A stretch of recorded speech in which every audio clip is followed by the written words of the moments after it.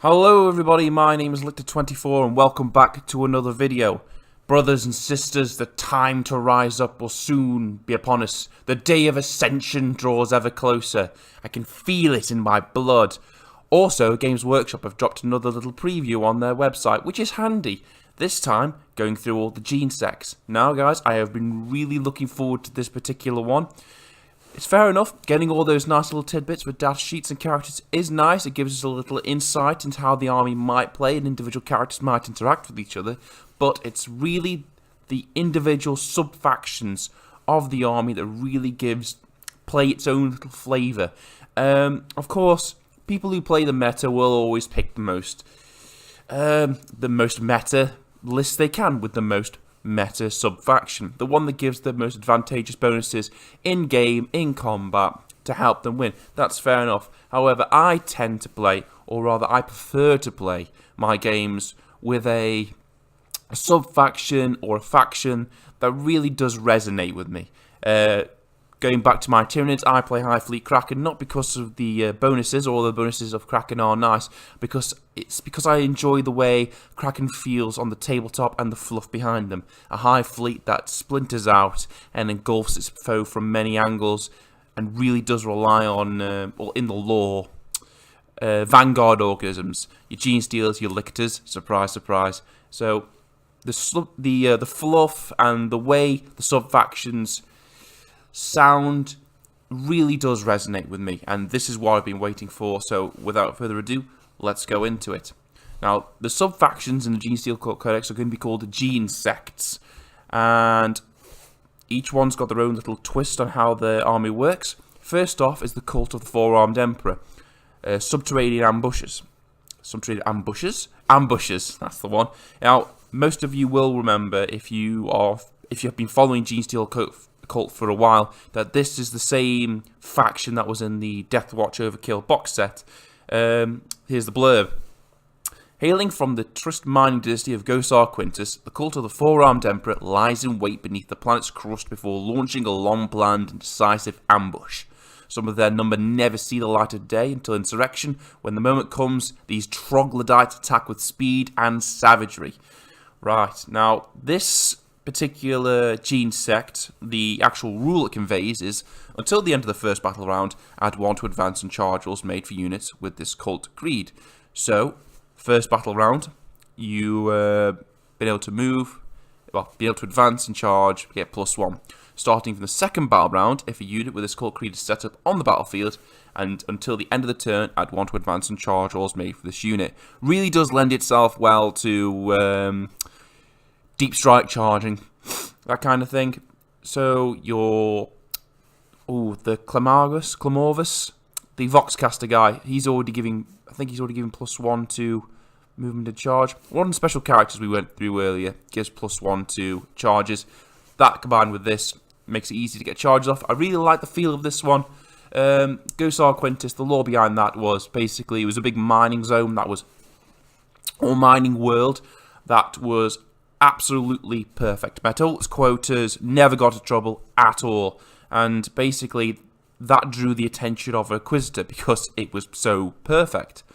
The Inquisitor went missing, so obviously Death Watch was brought in, and they discovered that it was one of the, I think it was the first recorded Genestealer cult, but by that time the Genestealer cult had already loaded their Gene Seed and their other Genestealers onto mining ships that had spread all across the galaxy. So these guys could literally be everywhere, if I'm remembering the rules right. And I really like the idea of a Genestealer cult predominantly focused on mining, living underground, using the mining equipment and the lasers and the industrial side of things, and basically acting like a cancer underneath the world until the day of ascension comes. The Tyranids attack from the top. The Genestealer cult bursts up from underground. Really like the feel of that.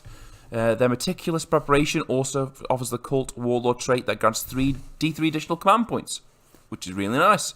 In addition, a handy reroll and even a means of countering key stratagems. Now, this is a little snippet of a stratagem that the Cult of the Four-Armed Emperor will have access to. Excuse me, dealing with yet another cold.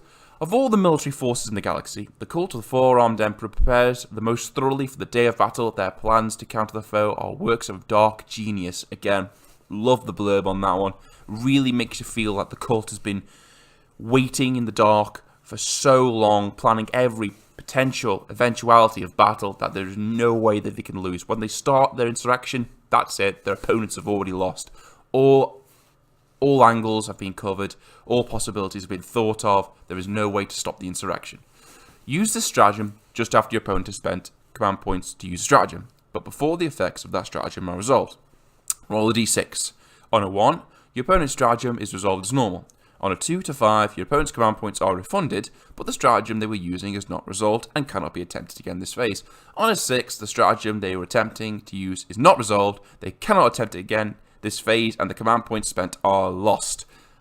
This stratagem cannot be used if there are no cult of Four-Armed Emperor units on the battlefield, and cannot be used to affect stratagems used before the battle or during deployment. Really good, guys. 3 command points. It's pretty pricey, but if you want to shut down one of your opponent's stratagems, this is the thing for you. Moving on. Oh, got a nice little picture there. Cult of the Four-Armed Emperor. I've got to say, I'm not in love with these colour schemes, but you know, what do I know? I'm not an artist. The cult of the Four-Armed Emperor, the boroughs beneath, they who shall rise as one. Really do like that little tagline there. The Twisted Helix. The Twisted Helix excels at the arts of insane alchemy and dark experimentation. It's neatly attired biophagous progenitors create monstrous hybrids of all shapes and sizes. The energies of forbidden biochemical concoctions boiling through their veins to brilliant uncanny strength and speed. Add 1 to strength characteristic of models with this cult creed. In addition, add 2 to advanced rolls for a unit with this cult creed. So basically, all your dudes are going to be strength 4 and be able to move faster.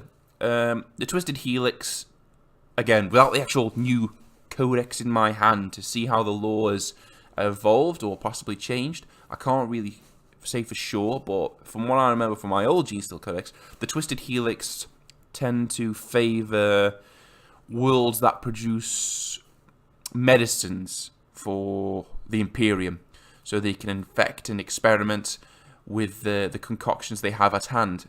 Again, this one doesn't resonate that much with me, because I like the idea of a Genestealer cult keeping their their genome pure, because they want to be closer to Tyranids than they do of anything else. And I don't think, in my mind, they'd want to experiment with that, because in my mind they think that the Tyranids are perfection, which is why they dote on the Patriarch so much. But with this particular gene-sect, you're talking strength 5 acolyte hybrids, according to the blurb, and strength 6 apparents.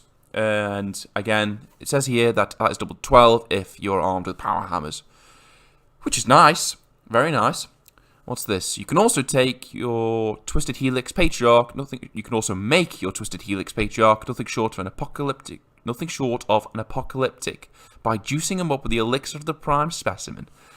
The elixir of the prime specimen. The constant methodical experimentation of the Twisted Helix has led to a great many claims of perfect bioforms creation. The finest bioalchemical concoction to come from the distilleries of Vejovium contains the rendered down essence of a great spine beast manufactured from the corpse of a captured Tyranid wrecker organism that the cult gave much to acquire.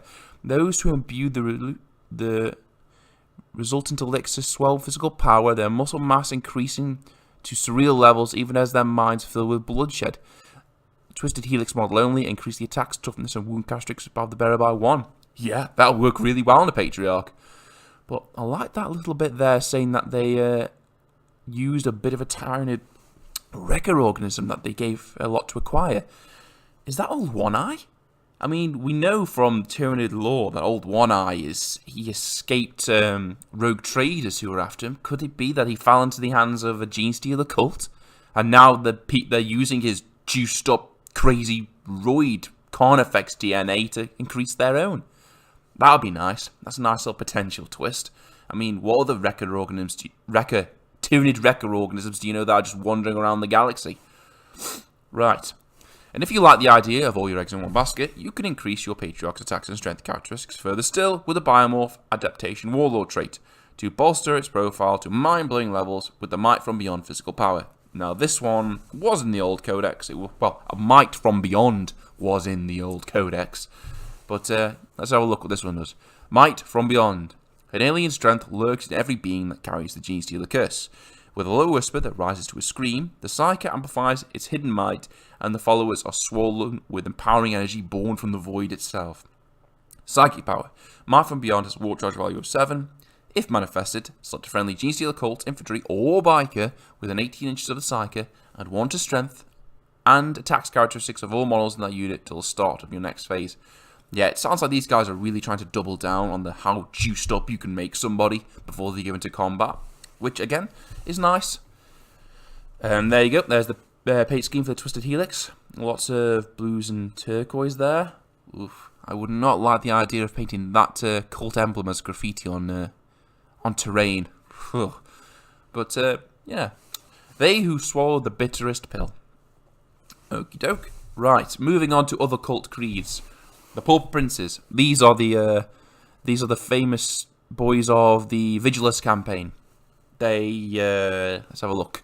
Pauper Princes, devoted zealots. The cultists of the Pauper Princes are so zealous that they would gladly hurl themselves on an active frag grenade to protect their cult leaders. When their organization is threatened, they fight like madmen to pull down and slaughter those who threaten their ascendants. You can re-roll hit rolls for attacks made with melee weapons at a unit with this cult creed in a turn they have made a charge move. Was charged, performed heroic intervention. So, these guys lend themselves more to close combat fighting so far than anything else. Pauper Princes. Well, we know Genestealer cultists have like a fanatical devotion for their leaders, in particular the Patriarch. They would jump in front of most incoming fire to protect them anyway. But it looks like these guys have really doubled down on that. That's the only blow we get for the Pauper Princes.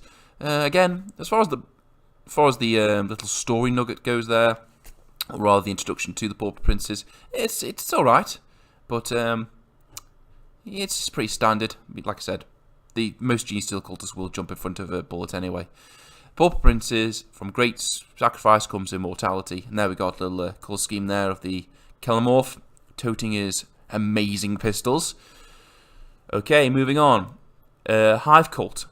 Disciplined militants. The brothers and sisters of a hive cult are no strangers to war. They fight in tight-knit military units, whether they hail from the hive gang cultures or the military organizations of the Imperium, which is well drilled in the use of sidearms. Each is well drilled in the use of sidearms, as well as repurposed industrial tools, and in battle they fight with an uncanny discipline that sees them thrive against the odds. Right, these guys give a feel of they've really militarized themselves. So I can imagine them infiltrating a lot of Imperial Guard regiments, maybe a lot of PDF forces. That's how this cult goes about its business.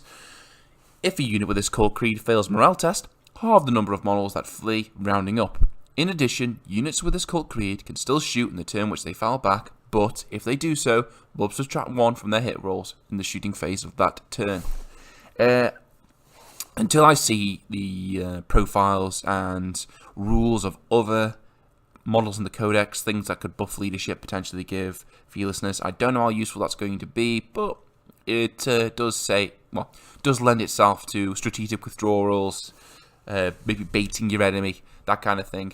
And moving on, we've got a nice little picture there, the Hive Cult. There you take up the gun against the tyrant. Very nice. I like the sort of like purpley bluey carapace paint scheme there. The tattoos on the head, they're going to be a nightmare to freehand. Okay, the bladed cog, cyborgized hybrids. The Genestealer cult has taken hold in Forge Worlds of the Imperium and numbers a great many cyborgs amongst its flock. They seek to make man, machine, and alien one single, all-conquering organism, and in doing so, find a supernatural resilience, that makes them strong and hardy combatants. Cyborg Genestealer cultists. Just let that sink in for a second. Cyborg Genestealer cultists. So, is anyone else thinking about like a Robo Patriarch? Cyborg Genestealers? That's badass. Why would you not want that? All models in this cult creed have a 6+ invulnerable save. All models in this cult creed already have an invulnerable save. Instead, improve their invulnerable save by 1. Okay. To a maximum of 3+. In addition, infantry models with this cult creed do not suffer the penalty for their hit rolls when moving and shooting heavy weapons. Excuse me. I really like that. Well, the 6+ invulnerable save and the no penalty to moving and shooting heavy weapons is nice, but the fluff, that's really good. Again, excuse me, I'm not 100% thrilled by it, because I'm going back to the point that I don't think a Genestealer cult that I would like would want to dilute down or alter its body, well, alter its genome, or try and change it. I think that they would view their claws and the more Tyranid evolution of their own bodies as like a blessing rather than something to be replaced by cybernetics. But I've got to admit, the possibility of modding a Patriarch so he's got robo hands and having like robo Genestealers is very, very tempting. Ooh. Moving on, the bladed cog, there you go, there's a picture of the dude. Another blue, very heavy on the blues, these colour schemes, but the red's a nice touch. Man, machine and alien in glorious unity. I could tell that one is going to be a very popular one. Okay, moving on. The Rusted Claw, nomadic survivalists. The Rusted Claw believe that all things will rust and fade away in time, and that need but to endure to outlast the iniquities of the galaxy. They are toughened in body as well as philosophy, though they take no real care over material possessions, and hence often clad in motley rags of tattered leather, their skin and chitin beneath it as hard as oak. Chitin? It's chitin. When making saving throws, excluding invulnerable saving throws for a model with this cult creed, add 1 to the result if the weapon being used to make the attack has an armor penetration characteristic of 0 or -1. Okay. In addition, biker models with this cult creed do not suffer the penalty for their hit rolls for moving and shooting heavy weapons for advancing and shooting assault weapons. Okay. Well, that gives us 2 things there. It answers a previous question I had about bikers. Will they have a way to ignore the penalty for moving and shooting? Apparently they're not, unless you're Rusted Claw. And number 2, that unless you've got a high-powered AP weapon, -2 and up, that these guys are just going to treat it as 0. So that's really good. If you're fighting Necrons in particular, all their Gauze weapons are just AP blank. AP nothing. So, okay, yeah, fair enough. Seems to lend itself to more like a Mad Maxy sort of Genestealer cult. Lots of bikers, lots of Ridge Runners, that kind of thing. And there's the paint scheme. When all else rots, the cult alone will survive. Again, blues. Oof, not sure about those orange pants. Or orange trousers. No, that one doesn't particularly grip me. The law's okay. Shame about the trousers. Okay, and it goes on to go on about Brood Brothers. What we already know what the crack is with this. We can include these guys.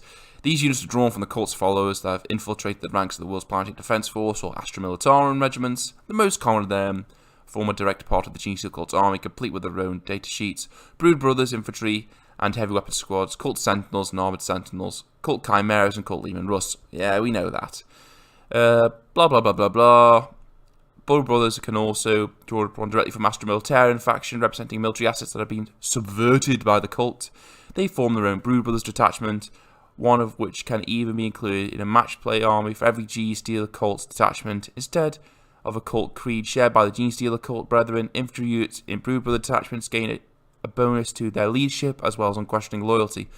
So, subverted Astra Militarum units don't look like they'll benefit from the cult creed, if I'm reading this right, but it does look like they'll get a bonus to leadership to represent the training that they've gone through when they've infiltrated the Astra Militarum or PDF force. Guys, what can I say? They're great. Some greater than others. Like I said, that the bladed cog, really good. But if I had to pick one of them, I'd have to pick the Cult of the Four-Armed Emperor again, because I like the idea of these guys just hiding out of sight underneath worlds like a horrible disease ready to burst up and just surprise everybody. I have said in the past I'd like the idea of a cult sort of integrating with a Forge world or integrating closely with the Mechanicum, but I feel that they would use more Mechanicus weapons than they would the mining gear working on a Forge World. Whereas the Cult of the Four-Armed Emperor, they seemed like they would be infiltrating like mining guilds and that kind of thing. Living on worlds where it's easy to just get underground and hide, which is what I really would like in a Genestealer cult. So I think out of all these, I'm probably going to go for the Cult of the Four-Armed Emperor. Not keeping that colour scheme though. It's a very dark colour scheme. Mine would be the overalls would be like a red, and the actual armor would be like a bright white. But yeah, it's looking really good, guys. The Day of Ascension is getting ever closer, and everything we're seeing from these previews is just making it better and better. I've got to admit, I love Tyranids to the core, but this, I might start using Genestealer cults in my Prime Force. If by the end of this week, Games Workshop has said, hey, we're dropping a massive box set with all this stuff in, I can't guarantee I'm not going to pick it up, because everything so far, the models, the rules, the fluff, looks amazing. Particularly a fluff. Can't wait to get that codex in my hand and have a good read through, seeing what these cultists have been up to since the Great Rift happened. Anyway, guys, that's it for this video. Please like, share, and subscribe. All that good stuff. If you liked the video, please comment. If you didn't like the video, please comment. I do want to get feedback, listen to feedback, try and improve what I'm doing here. And I appreciate all you guys watching. Thanks again, guys. I will catch you next time. See you later.